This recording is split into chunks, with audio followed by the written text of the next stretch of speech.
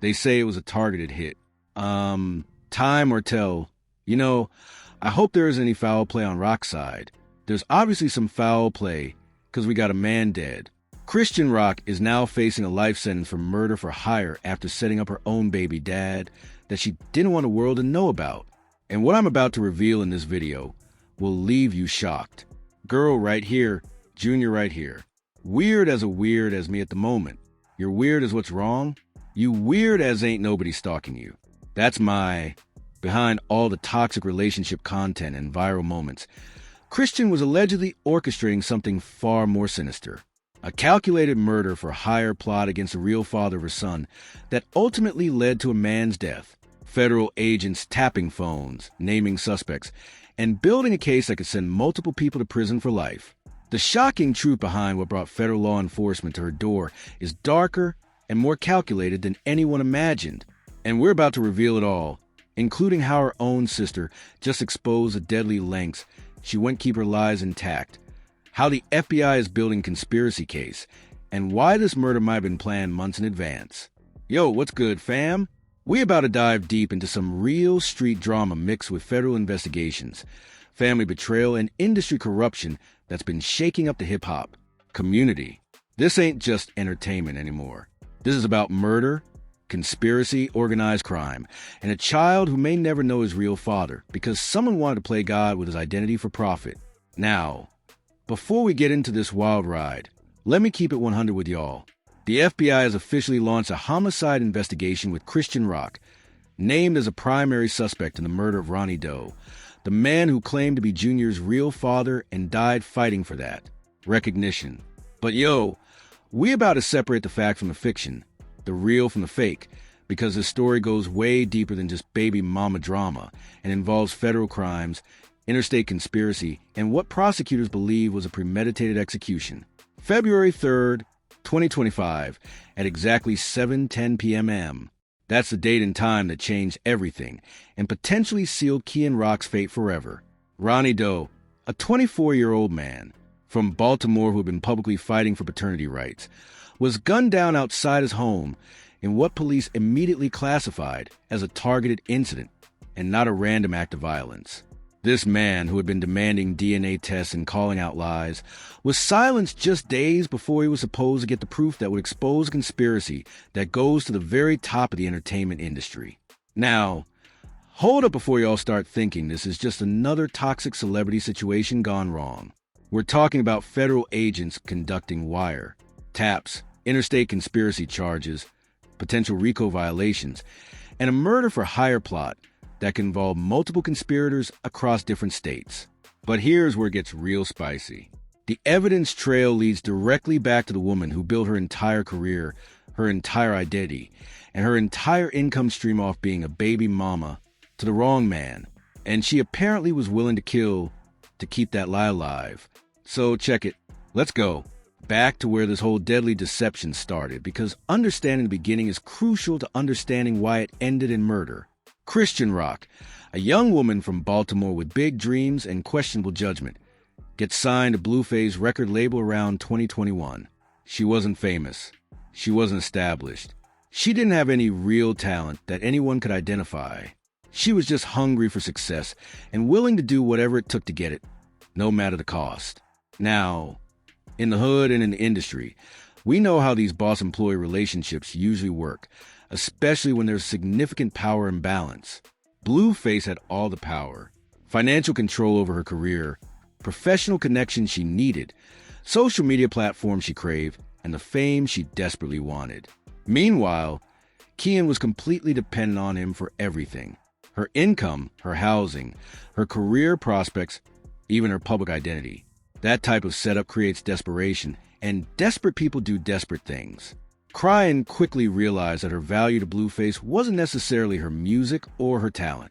It was her willingness to be part of his content creation, to be the drama that kept people watching, to be the chaos that generated views and money.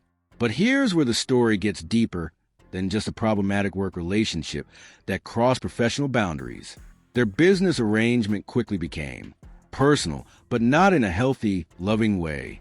Instead, They started this public on and off toxic cycle that would play out in real time for millions of followers to consume like entertainment. But what people didn't know is that Chrisean had someone else in her life. Someone who actually loved her for who she was, not what she could do for his brand. Even from the beginning, there were signs that this relationship was built on deception and manipulation. Chrisean was constantly trying to prove her loyalty to Blueface, constantly trying to secure her position, constantly fighting other women for his attention. That's not the behavior of someone who's secure in their relationship. That's the behavior of someone who knows they're living a lie. Let me break down for y'all who Ronnie Doe really was, because his story is the heart of this entire tragedy, and understanding him is crucial to understanding why he had to die. They would have worshipped my little like that. I don't know. It would have been better off having a baby with him than Blue. Ronnie wasn't industry. He wasn't chasing clout. He wasn't trying to get famous off Chrisean's name or ride her coattails to success. He was a real dude from Baltimore who genuinely loved this girl and was willing to sacrifice everything for her. His freedom, his reputation, and ultimately his life. According to multiple sources, including Chrisean's own family members who knew the real situation, Ronnie was the authentic boyfriend, the one who was there when the cameras weren't rolling. While she was performing this toxic relationship with Blueface for public consumption and social media content, she was going home to Ronnie. While she was creating drama and chaos for views and money, Ronnie was the one actually supporting her emotionally, financially when he could, and genuinely caring about her well-being. Chrisean's sister revealed something that completely changes the narrative and shows the depth of Ronnie's commitment. That was my brother-in-law, and he still is. He will love you and my nephew, and Ronnie ain't gonna play with him. He already went to jail for you once. Let that sink in for a minute. This man had already proven his loyalty by catching a case to protect Chrisean. He had already sacrificed his freedom for her, and she repaid that loyalty with deception and ultimately allegedly murder. But here's the real kicker, though. When we look at the timeline of Chrisean's relationship with both men, it becomes clear that Ronnie was a consistent presence, while Blueface was the public performance. During the periods when Chrisean and Blueface were off in their toxic cycle, she wasn't alone. She was with Ronnie, building a real relationship based on genuine connection rather than content creation. When Chrisean got pregnant, the timeline did match up with her Blueface narrative. And Ronnie was not only aware of this discrepancy, but had receipts to prove it. Ronnie pointed this out publicly multiple times, saying Cash was back and forth from LA to Baltimore during the conception period. He had dates. He had evidence. He had witnesses who could confirm that Junior was conceived during one of Chrisean's trips back home to Baltimore. Back to him. Now, this is where we got to address something that still shocks people and shows the level of Chrisean's prioritization of fame over family. Throughout her pregnancy, while carrying what she knew was Ronnie's child, Chrisean was drinking alcohol and smoking, seeming to not care about the baby's health or development. She was more focused on maintaining her toxic relationship with Blueface for content creation and public consumption than protecting the innocent life she was carrying. This wasn't just occasional poor judgment. This was a consistent pattern of prioritizing her public image and career over her unborn child's health. She was going to parties, getting into physical fights, consuming substances, and living like she wasn't carrying a baby who would suffer the consequences of her choices for the rest of his life. When Junior was born, it was immediately clear that something was wrong with the baby. He had health issues that could have been prevented with proper prenatal care, medical supervision, and responsible behavior during pregnancy. But instead of taking responsibility for the choices that led to these complications, Chrisean doubled down on her lie about paternity, because admitting Ronnie was a father would have destroyed her entire public persona and income stream. The real tea that got everybody shook was understanding the full scope of why Chrisean was so desperate to make Blueface the father. And it goes way beyond just wanting to be with a celebrity. Ronnie was a regular dude from Baltimore. No money, no fame, no platform, no ability to provide the lifestyle Chrisean wanted or the financial security she craved. Blueface represented not just celebrity status, but guaranteed income through child support, ongoing relevance in the industry, and a permanent connection to wealth and fame.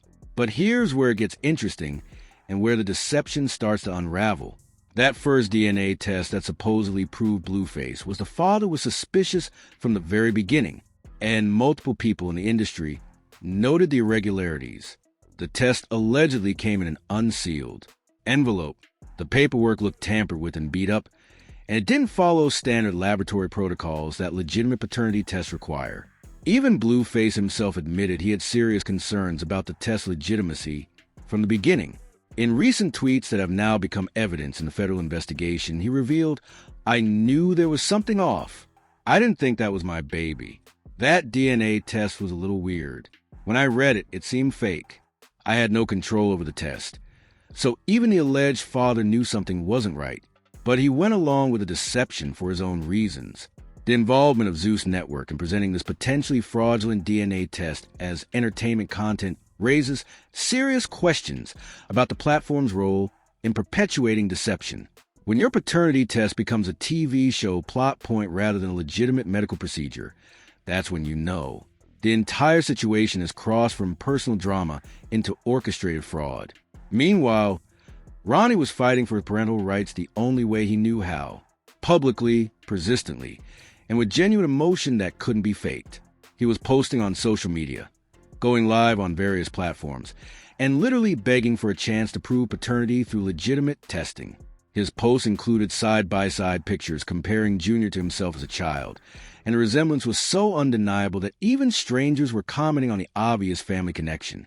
Ronnie's live streams were absolutely heartbreaking to watch and showed a man who was genuinely suffering from being denied his child. He would say things like, "All I'm asking is for us to hold adults accountable. If Junior is not my son, I deserve to have that proven to me through a DNA test. If Junior is not my son, the DNA test will prove that, right or wrong, right? Any father on here, any real man, any father will want to make things right and will want to know if that's his child." This was a man desperate to be acknowledged as a father, not someone seeking clout or attention. As Ronnie became more vocal about paternity and more insistent on getting the truth, the pressure on Chrisean increased dramatically. She started making posts on social media that many people now interpret as direct threats against anyone who challenged her narrative. She wrote, "Everyone that thinks they can speak on my son always lose their life. I wonder why they keep going. When they go to see the end result of trying to harm me for your personal clout and gain the pattern of consequences. Let that sink in for a minute."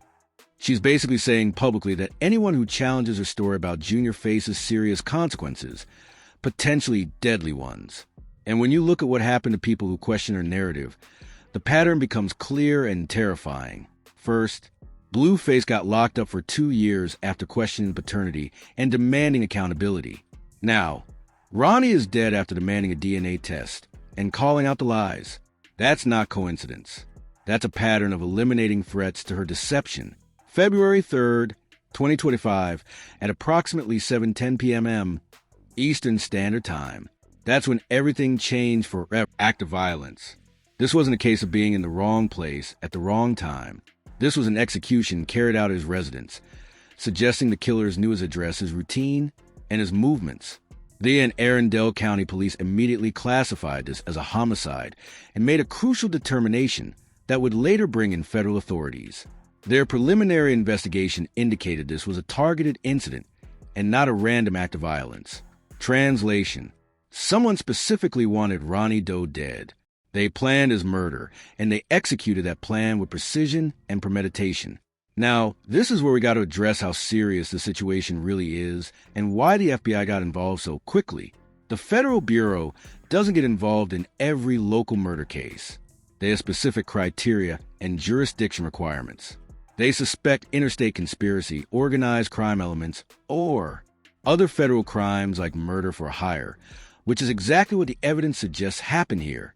The real kicker, though, and what shows the sophistication of the federal investigation, is that agents have conducted wiretaps on the phone of Quell, described by sources as a close friend of Key and Rock, who would do anything for her. According to federal law enforcement sources, Quell is gang-affiliated from Baltimore, has connections to violent criminal organizations, and has been viewed as a number one suspect besides Chrisean herself. When confronted about the investigation and the wiretapping, Quell's response was, "Let's say it didn't help his case at all. He went live on social media saying like, this really crazy. Like, y'all want to speak to me about some I don't know about all, because when I roll the block, I smoke. But I like if y'all watching, because y'all only doing this off YouTube. That's not the response of an innocent man, fam. That's the response of someone who knows they're caught and is trying to downplay their involvement. But here's where the story takes its most explosive and damaging turn for Kian's defense. Her own sister, Tiki, went on a podcast with Jason Lee and basically confirmed what many people suspected, but couldn't prove that Chrisean was directly involved in orchestrating Ronnie's murder. Her words were carefully chosen to avoid legal liability, but the message was crystal clear to anyone listening. When Jason Lee asked about Ronnie's death and the circumstances surrounding it, Taki's response was devastating. I can't even speak on it. But from what if I was to speak on it, it don't look too good for certain people that we know. So I'm not going to speak on it. When your own blood sister is saying publicly that it doesn't look good for you in a murder investigation, that's not just bad. That's absolutely damning. Toy's reluctance to speak and her careful word choice suggests she has detailed inside knowledge about Chrisean's involvement, but doesn't want to be the family member who sends her sister to prison for life. Her statement that I can't even really speak on this because it's my family indicates she knows specific details about the planning, the execution, or the cover-up that would be devastating if revealed publicly. What Teki essentially confirmed for federal investigators is that Ronnie was killed specifically and deliberately to prevent him from getting the DNA test that would have exposed Chrisean's lies about paternity. That's textbook premeditated murder with a clear, provable motive. Exactly the type of case that federal prosecutors love because it's straightforward for juries to understand. Now, let's talk about what happened just recently that's blown this whole case wide open and provided federal investigators with a final piece of evidence they needed to prove motive. Blueface finally took a legitimate court-admissible DNA test through proper legal channels, and the results confirmed exactly what Ronnie had been saying all along. Junior is definitively not Blueface's biological son. Blueface's reasoning for coming clean reveals something important about his character and possibly his legal strategy. He states he's concerned about his reputation as a father to his actual biological children. He doesn't want to be seen as an absent father when he's present for his real kids. But the timing of this admission coming after Ronnie's murder raises questions about whether this is genuine remorse or legal self-preservation. But here's what is federal investigators and legal experts asking serious questions. Why is he admitting this now? Why wait until after Ronnie is murdered and can't see the vindication he died fighting for? The timing seems awfully convenient for everyone except Junior and Ronnie's memory. And it may indicate that Blueface is cooperating with federal authorities in exchange for immunity from conspiracy charges. Let me break down for y'all exactly why the FBI believes they have a strong case that could result in life sentences for multiple defendants. Federal prosecutors don't take on cases unless they're confident they can win. And the evidence they're assembling against Chrisean and her alleged co-conspirators is comprehensive and damning. First, they have clear and overwhelming motive. Chrisean's entire income, career, and public identity was based on being Blueface's baby mama. Admitting Ronnie was a real father would have destroyed her brand, eliminated her earning potential, ended her relevance, and left her with no financial security. For someone who had built everything on this lie, that's a powerful motive for murder. Second, they have opportunity. Through a criminal association, Chrisean had direct connections to people willing and capable of committing violence, specifically Quell, who has gang affiliations and has been under federal surveillance. The phone taps suggest ongoing communication about criminal activities, providing the means to carry out the murder. Third, they have evidence of means through surveillance, phone records, and digital communications. The targeted nature of the murder, the knowledge of Ronnie's address and routine, and the timing just before a scheduled DNA test all suggest careful planning and coordination, exactly what federal conspiracy charges require. Fourth, Chrisean's own social media posts serve as potential admissions of guilt and evidence of her violent mindset. Statements like, "Everyone that thinks they can speak on my son always lose their life," can be interpreted by prosecutors as threats, admissions, or evidence of premeditation. Federal prosecutors love social media evidence because it comes directly from the defendant's own accounts. What makes this potentially a RICO case is if federal investigators can prove that Chrisean was operating as part of a criminal organization that used violence and intimidation to protect financial interests. If Quell and others were acting as her criminal associates in an ongoing enterprise, that elevates the charges significantly. At the end of the day, Junior is the biggest victim in this entire tragedy. His real father died fighting for the right to claim him and be acknowledged as his parent, while his mother allegedly orchestrated that murder to maintain a profitable lie about his identity. This child will grow up with the weight of knowing his father died. The FBI investigation is actively ongoing in federal law enforcement. Sources suggest that additional arrests could be coming in the near future. Phone taps are producing evidence. Witness interviews are revealing insider information. And digital forensics are painting a picture of a coordinated criminal conspiracy to commit murder. Federal prosecutors are reportedly considering multiple charges, including conspiracy to commit murder, murder for hire, interstate conspiracy, potential RICO violations, and obstruction of justice. These are all federal crimes that carry life sentences, and the evidence appears strong enough to support convictions. This case represents a potential turning point for how we as a society handle the intersection of entertainment, social media, and criminal behavior. If there are serious legal consequences for turning real-life tragedy into profitable content, it might change how people approach these situations in the future. Fam, this case is bigger than just one murder or one family's dysfunction. It's about whether our society will hold people accountable for choosing violence over truth, profit over people, fame over family, and entertainment over human life. The FBI has the evidence. The motive is clear. The means are documented. And the community is watching for justice. What are your thoughts on the evidence against Chrisean Rock and her alleged co-conspirators? Do you think the FBI has enough evidence to secure convictions? Should Junior be told the truth about how his father died when he's older? How do we prevent this type of tragedy from happening again? Share your thoughts in the comments and click on the videos on screen for more coverage of this developing federal murder investigation.